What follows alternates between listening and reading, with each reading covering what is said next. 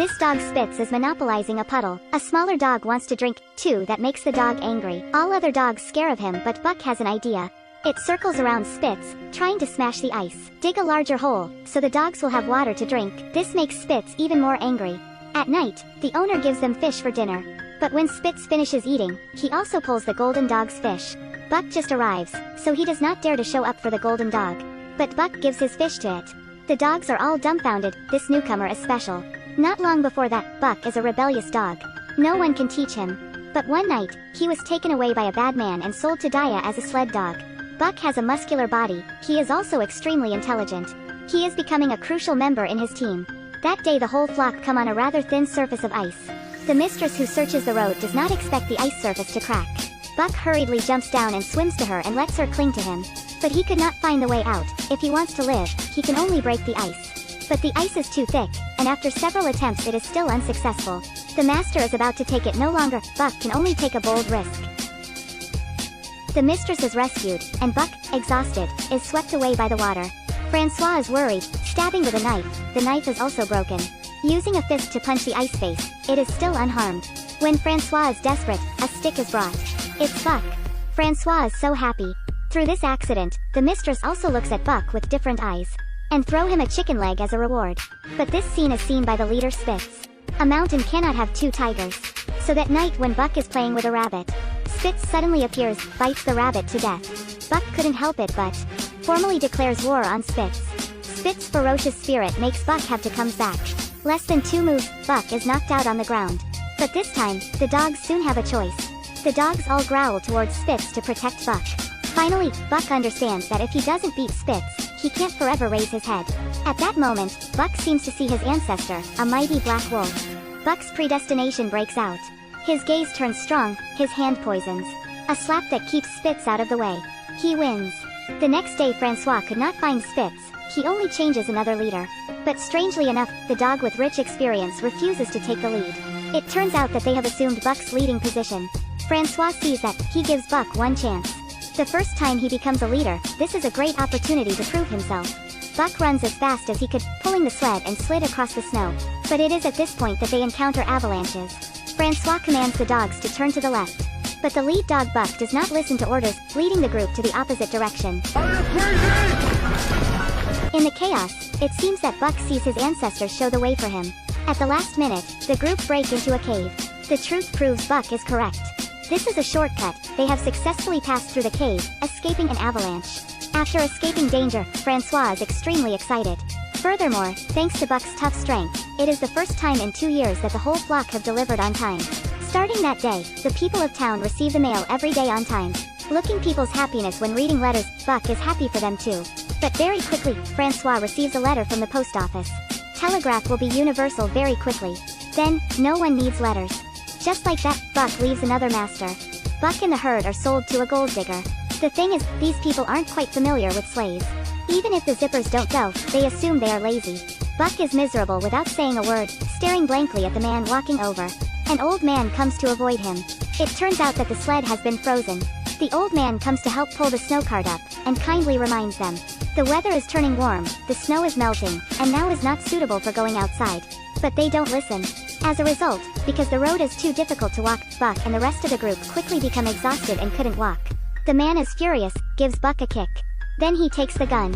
And now that the old man reappears, he soon realizes that these people are not kind. The kind old man reminds them, the ice is already melting. If they continue going they are going to the death. But they don't listen, deciding to leave the comatose Buck and continue to risk it.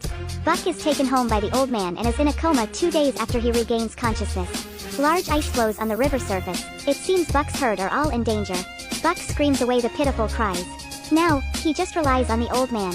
But he lost his children so he is always drunk. To prevent him from becoming addicted to alcohol, Buck even takes out the bottle of wine to the outside to dig the hole. The old man goes out to find it, then he sits up on it.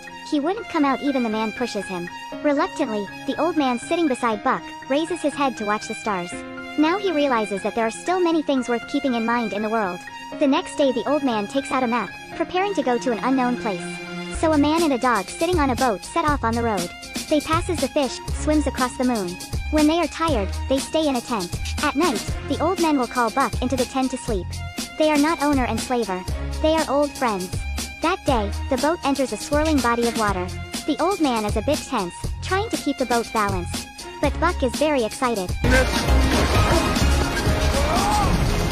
They make it safely through the whirlpool, but the sharp rock punctures the boat. They must walk. Not long after, they find a place to stop. This is a small abandoned wooden house for people who used to dig gold. After cleaning up the house, the old man leads Buck to the side of the stream to bathe. Suddenly the old man sees something sparkling in the lake. He picks it up, it turns out to be gold. Faced with ferocious bear, what dog will do?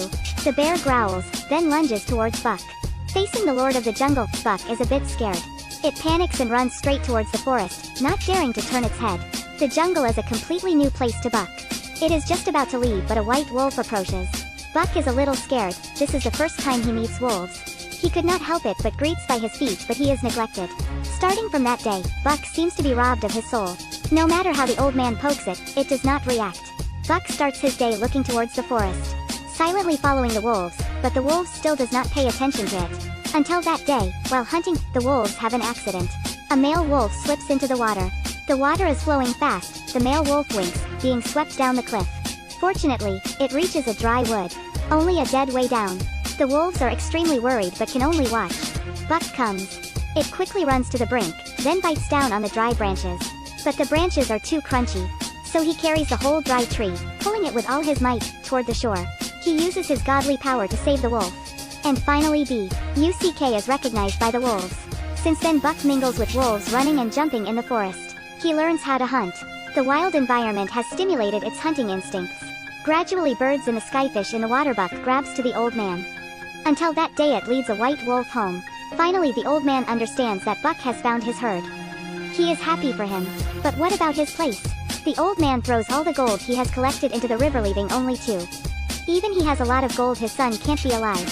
He decides to say goodbye to Buck tomorrow and he will leave this place. But there is no shortage of people dying of money in this world.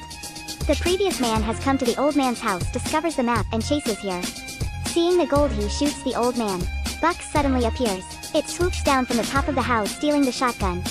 The man hurriedly picks up the stick again and begins to threaten. Buck has an obsession with his cane, retreating backwards. But very soon he realizes he could not falter anymore. His wildness is completely awakened. Buck begins to counterattack. He pushes the man into a sea of flames.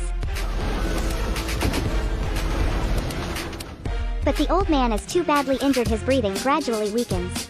Buck never expects the owner to be with him in the shortest time. Is the person who gives him a new life. After the old man dies, Buck no longer has any attachment to human life. He leaves everything and goes to the forest. Soon after he becomes the leader of the wolves. Leads the whole pack of wolves around and across the steppe. Later in the herd appears many cubs. They have both the blood of Buck and a wolf. Meeting the bear again, Buck no longer falters. Its steadfast gaze moves the bear back step by step.